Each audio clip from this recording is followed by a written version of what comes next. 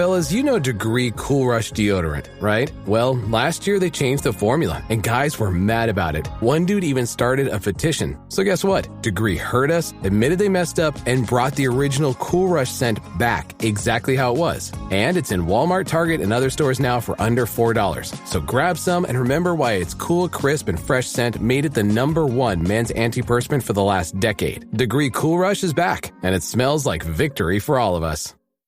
Auto insurance can all seem the same until it comes time to use it. So don't get stuck paying more for less coverage. Switch to USAA Auto Insurance and you could start saving money in no time. Get a quote today. Restrictions apply. USAA.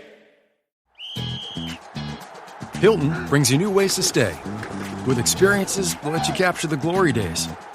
Introducing the Graduate Hotels. Each inspired by local college towns, these stays are always original and never boring. Get in touch with traditions all across the country and enjoy a stay that's a class above the rest. Book at Graduate Hotels with Hilton Honors Points at Hilton.com. It's a win-win. Hilton, for the stay. From the Fifth Quarter Studio in Madison, Wisconsin, you're listening to High School Hoops with your hosts, Steve Collins and Jake Stager.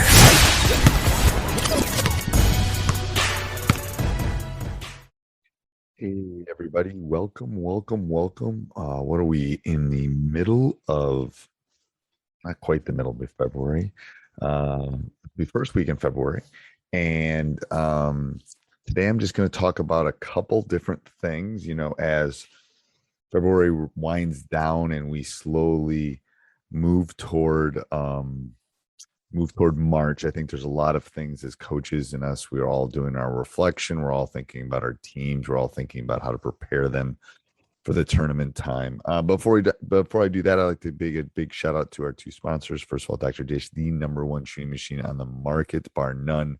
Go over, mention Coach Unplugged, High School Hoops, Coach Collins, whatever, and you will get $400 off your next purchase. They will take really, really good care of you too. So make sure you mention Coach Unplugged and mention me.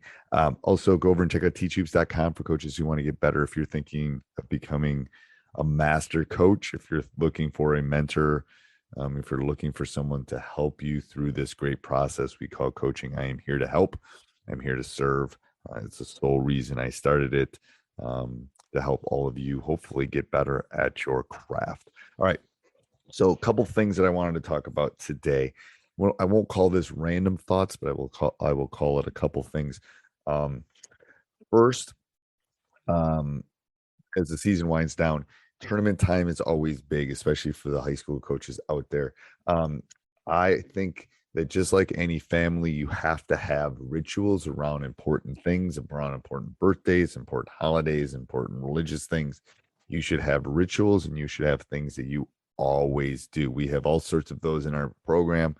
And I know I'm going to have to reteach some of those traditions and things kind of coming out of the COVID year. But I think you need to think about, how do you build that tradition? How do you build that team? How do you build cohesiveness about hanging the stockings above the fireplace that if a family does, or how they do, Halloween, or how they do birthdays, what birthday song do they sing? All of those kind of things not only bring families together, but they can also bring teams together. So I think you need to think about how you build that into your program and how you develop that community, that family, that feeling, as you head into tournament time, as you head into important games. You should think about how can you build that tradition. And there's all sorts of them, and I've done tons of podcasts about this.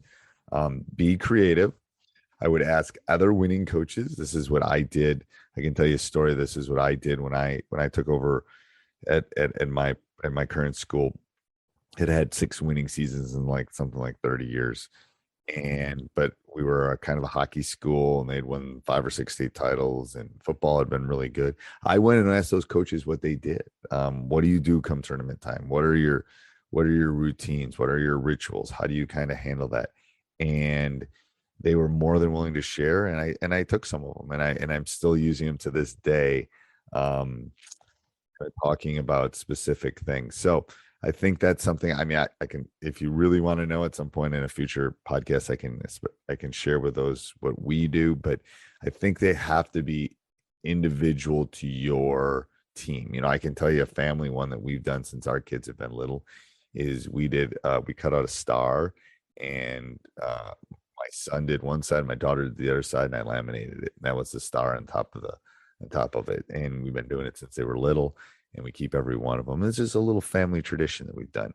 It's kind of like pulling teeth to get my son to do it this year, but freshman in college. Anyway, so that's the first thing. Second thing is when your season ends, when it does end, that is the time to dive in. That is the time to start working on your craft. That is counting the days until the next season starts, and how you can become what you want to become and what your program wants to become, and how you can pivot on those kind of things. So there's all sorts of free resources that I put out there. I have the largest Facebook group in the world. Just go to Facebook and type in Teach Hoops. I will try to put these links down below, but put in Teach Hoops, and it's like 70,000 people. And last I looked, there's like 83 questions in the queue waiting to be answered. I just kind of slowly tweak them out. So if you want questions answered fast, then you got to join teachhoops.com, and we have our own special Facebook. But anyway, that's a side note. That's the first thing. Go every day. I put a video on YouTube.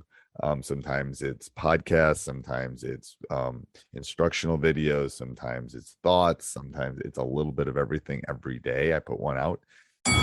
Saturday presents, in the red corner, the undisputed, undefeated Weed Whacker guy, champion of hurling grass and pollen everywhere. And in the blue corner, the challenger, extra strength Saturday. Eye drops that work all day to prevent the release of histamines that cause itchy allergy eyes. And the winner by knockout is Saturday. Saturday, bring it on. Tends to be in the morning and every day, so you can go over and do that. You can go over to Teach Hoops. I have a huge blog that I write on. I don't tend to do a lot of writing right now, but once the season's over, I tend to do a lot of writing and blogs and stuff like that will hopefully help you as a coach.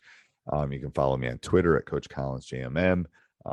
We also have my newsletter that goes out every day that will give you all sorts of free information. So those are all sorts of free resources to help you, that I try to give people to help you become a better basketball coach. It's one of the ways that I try to do that as a current coach and a coach that wants to help and give this game back. If you want to take it to the next level, that's where teachhoops.com comes in. And I've seen 3 or 4 different emails today of members that want to get together. They want to talk.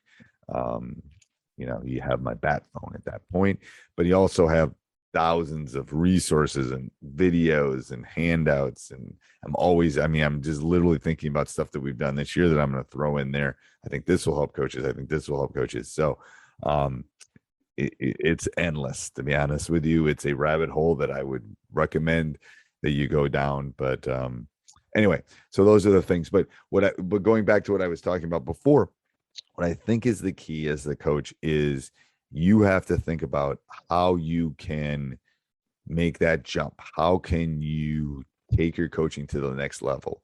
Is it a retreat with your coaches? Is it revamping your offense? Is it figuring out how to get your youth program to the next level? That is your job. We ask our players to work on their craft. We have to challenge ourselves to work on our craft. If we tell them to go home and study their calculus or their math, well, we got to go home and study our coaching. How am I handling timeouts? How am I coaching? All those kind of things. I think they're important. I think they're uncomfortable. But if we want to be the coaches and the mentors and the people that we want to be for the young men and young women that we're helping, I challenge you to do that. I challenge you to take your coaching to the next level. All right. Until next week, have a great week, everybody. Talk to you soon. Bye. This podcast is part of the Sports Social Podcast Network.